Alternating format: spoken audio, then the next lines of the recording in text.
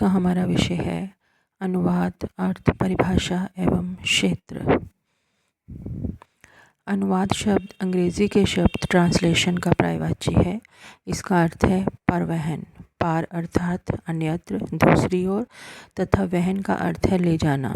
इस प्रकार किसी वस्तु को एक स्थान से अन्यत्र या दूसरी ओर ले जाना ट्रांसलेशन कहलाता है। अंग्रेजी शब्दकोश के अनुसार एक भाषा के पाठ को दूसरी भाषा में व्यक्त करना ट्रांसलेशन कहलाता है।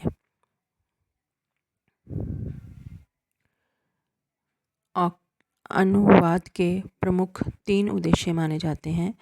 नंबर 1, दूसरी भाषा के साहित्य से अपनी भाषा के साहित्य को समृद्ध करना।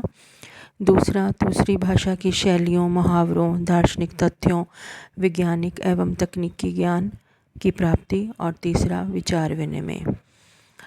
ऑक्सफोर्ड डिक्शनरी में ट्रांसलेशन का अर्थ दिया गया है अ रिटन और spoken rendering of the meaning of a word, speech, book etcetera is an another language.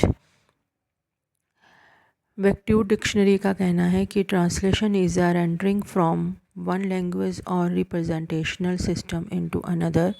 Translation is an art that involves the reactions of work in another language for reader with different background. अनुवाद के इस दोहे क्रिया को निम्नलिखित आरेख के माध्यम से जो है वो समझा जा सकता है।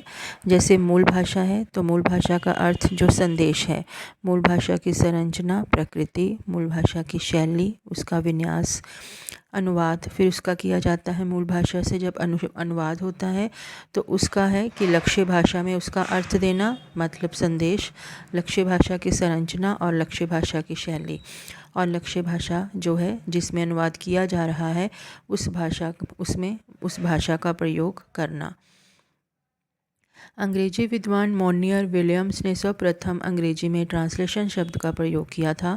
अनुवाद के पर्याय के रूप में भी स्वीकृत अंग्रेजी ट्रांसलेशन शब्द संस्कृति के अनुवाद शब्द की भांति लैटिन के ट्रांस तथा लेशन के संयोग से बना है, जिसका अर्थ है पार ले जाना, यानी एक स्थान बिंदु से दूसरे स्थान बिंदु पर ले जाना।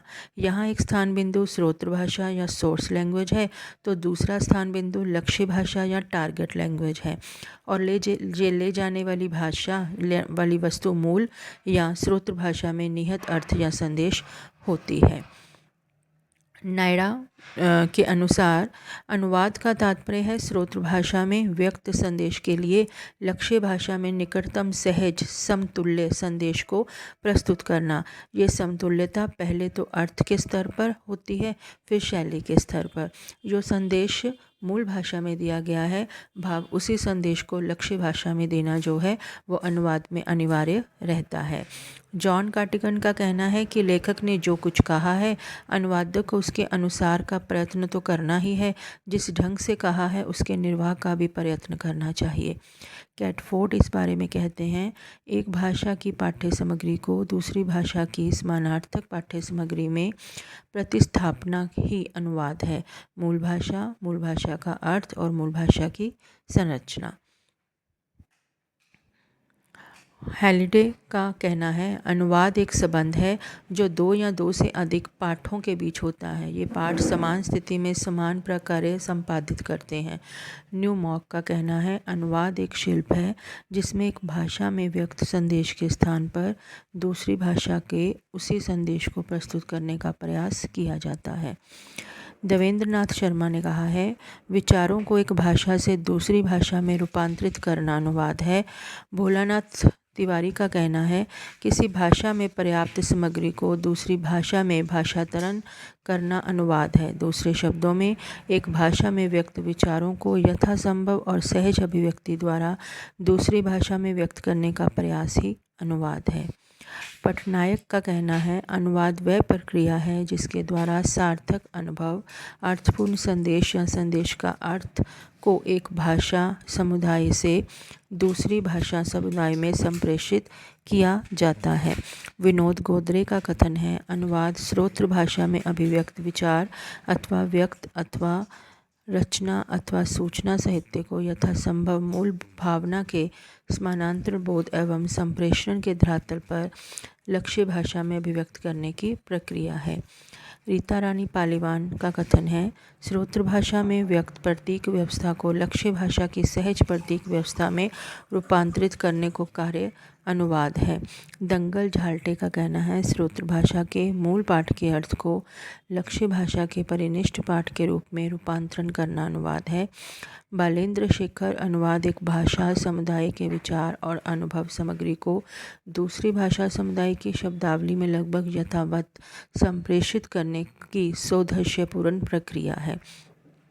अनुवाद का क्षेत्र, यदि उसकी बात करें तो आज की दुनिया में अनुवाद का क्षेत्र बहुत व्यापक हो गया है।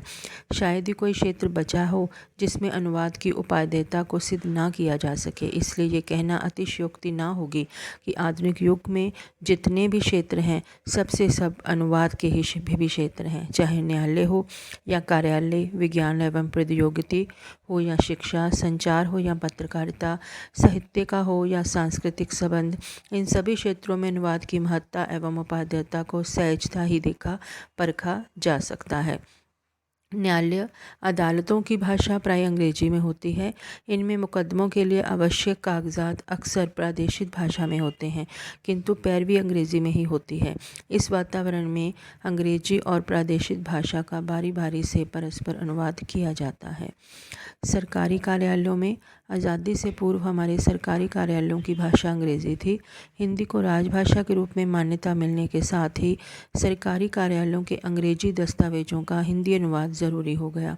इसी के मद्देनज़र सरकारी कार्यालयों में राजभाषा प्रकोष्ठ की स्थापना कर अंग्रेजी दस्तावेजों का अनुवाद तेजी से हो रहा है। विज्ञान एवं प्रौद्योगिकी, देश विदेश में हो रहे विज्ञान एवं प्रौद्योगिकी गहन अनुसंधान के क्षेत्र में तो सारा लेखन कार्य उन्हीं की अपनी भाषा में किया जा रहा है।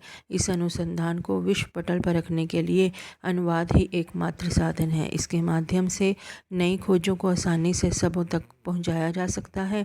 इस दृष्टि से शोध एवं अनुसंधान के क्षेत्र में अनुवाद बहुत ही महत्वपूर्ण भूमिका निभा रहा है। शिक्षा के क्षेत्र में देखें तो भारत जैसे बहुभाषा देश के शिक्षा क्षेत्र में अनुवाद की भूमिका की कौन नकार सकता है। कहना अतिशयोक्ति ना होगा कि शिक्षा का क्षेत्र अनुवाद के बिना एक कदम भी आगे नहीं बढ़ सकता। देश की प्रगति के लिए परिचयात्मक साहित्य, ज्ञानात्मक साहित्य एवं वैज्ञानिक साहित्य का अनुवाद बहुत ज़रूरी है। आधुनिक युग में विज्ञान, समाज विज्ञान, अर्थशास्त्र, भौतिकी, गणित आदि विषय की पाठ्य सामग्री अधिकतर अंग्रेजी में लिखी जाती है। हिंदी प्रदेशों के विद्यार्थियों की सुविधा के लिए इन सब ज्ञानात्मक अंग्रेजी पुस्तकों का हिंदी में अनुवाद तो हो ही रहा है, अन्य प्रादेशिक भाषाओं में भी इस ज्ञान संपदा को रूपांतरित किया जा रहा है। जनसंचार के क्षेत्र में अनुवाद का प्रयोग अनिवार्य होता है। इसमें मुख्य है समाचार पत्र, रेडियो, दूरदर्शन। ये अत्यंत लोकप्रिय हैं और हर भाषा प्रदेश में इनका प्रचार बढ़ रहा है।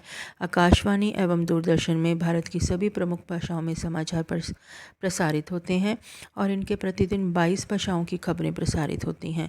इनकी तैयारी अनुवादकों द्वारा की जाती है। साहित्य के क्षेत्र में अनुवाद वरदान साबित हो चुका है। प्राचीन और आधुनिक साहित्य का परिचय दूर दराज के पाठक अनुवाद के माध्यम से पाते हैं। भारतीय साहित्य की परिकल्पना अनुवाद के माध्यम से ही संभव हुई है। विश्व साहित्य का परिचय भी हम अनुवाद के माध्यम से ही पाते हैं। साहित्य के क्षेत्र में अनुवाद के कार्य ने साहित्यों के तुलनात्मक अध्ययन को सुगम बना दिया है। विश्व की समृद्ध भाषाओं के साहित्यों का अनुवाद आज हमारे लिए कितना ज़रूरी है, कहने या समझाने की आवश्यकता नहीं है। संस्कृति, अनुवाद को सांस्कृतिक सेतु कहा गया है। मानव को एक दूसरे के निकट लाने में, मानव जीवन को अधिक सुखी और संपन्न बनाने में अनुवाद की महत्वपूर्ण भूमिका है। भाषाओं की अनेकता मनुष्य को एक दूसरे से अलग ही नहीं करती, उसे कमज़ोर, ज्ञान की दृष्टि से निर्धन और संवेदन शून्य भी बनाती है। विश्व बंधुत्व की स्थापना एवं राष्ट्रीय एकता को बरकरार रखने की दृष्टि से अनुवाद एक तरह से सांस्कृतिक सेतु की तरह महत्वपूर्ण भूमिका अदा कर रहा है। धन्यवाद।